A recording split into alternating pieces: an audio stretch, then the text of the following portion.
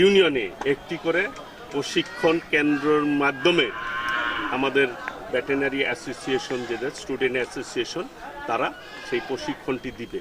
তারা একটি উদ্যোগ নিয়েছে, আমার কাছে গিয়েছিল যে আমরা ভেটেরিনারি ছাত্র ফোরাম যেটি আছে, তারা উদ্যোগী হয়ে প্রান্তিক কৃষকদেরকে তারা সহযোগিতা করতে চায়, খামারিদেরকে সহযোগিতা করতে চায়। আজকে এখানে গরু, ছাগল, বিড়ালের ভ্যাকসিন উদ্বোধন করলাম।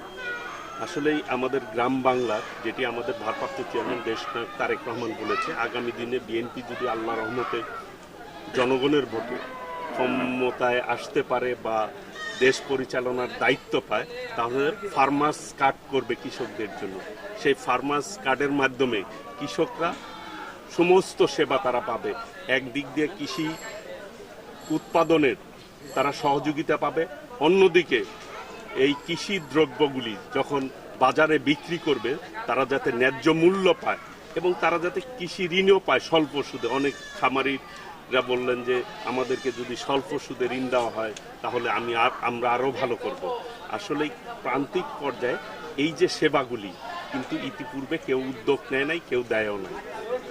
আমাদের যেহেতু আমি ছাত্র রাজনীতি করেছি, ছাত্রদের একটা আমার প্রতি তাদের একটা আগ্রহ আছে যে আমাকে তারা সহযোগিতা করতে চায়। আমার নির্বাচনী এলাকা এই টাঙ্গাইল সদরে তারা প্রত্যেকটি ইউনিয়নে তারা এই সেবা দিবে। আজকে তারা শুরু করলো, আশা করি এই সেবা তাদের অব্যাহত থাকবে। তারা আজকে এই যে ভ্যাকসিন, ওষুধ, সমস্ত কিছু এবং কৃষি উপকরণও তারা ডিস্ট্রিবিউশন করবে সকাল থেকে সন্ধ্যা পর্যন্ত। যতগুলি খামারি আসবে, যতগুলি কৃষক আসবে, তাদেরকে তারা সহযোগিতা করবে। আমি আন্তরিকভাবে ধন্যবাদ জানাই যে তারা প্রান্তিক কৃষকের কথা চিন্তা করে, প্রান্তিক খামারের কথা চিন্তা করে তারা এই মহৎ উদ্যোগকে আমি স্বাগত জানাই। আমার পক্ষ থেকে এবং আমার দল বাংলাদেশ জাতীয়তাবাদী দলের পক্ষ থেকে, আমাদের নেত্রী দেশনেত্রী বেগম খালেদা জিয়া, বিএনপির ভারপ্রাপ্ত চেয়ারম্যান দেশনায়ক তারেক রহমানের পক্ষ থেকে তাদেরকে আন্তরিক ধন্যবাদ জানাই, মোবারকবাদ জানাই এবং তার এই উদ্যোগকে আমি সাধুবাদ জানাই যে এই ধরনের উদ্যোগই যদি হয়, ছাত্ররা সচেতন হয় যে আমরা এই দেশের প্রান্তিক কৃষকদের পাশে দাঁড়াবো, তাহলে কিন্তু দেশ লাভবান হবে, দেশের কৃষক লাভবান হবে, মানুষের উপকার হবে। এটাই কিন্তু রাজনীতি, যে মানুষের জন্য করা, মানুষের কল্যাণের জন্য পদক্ষেপ নেওয়া, এটাই আমরা নিচ্ছি।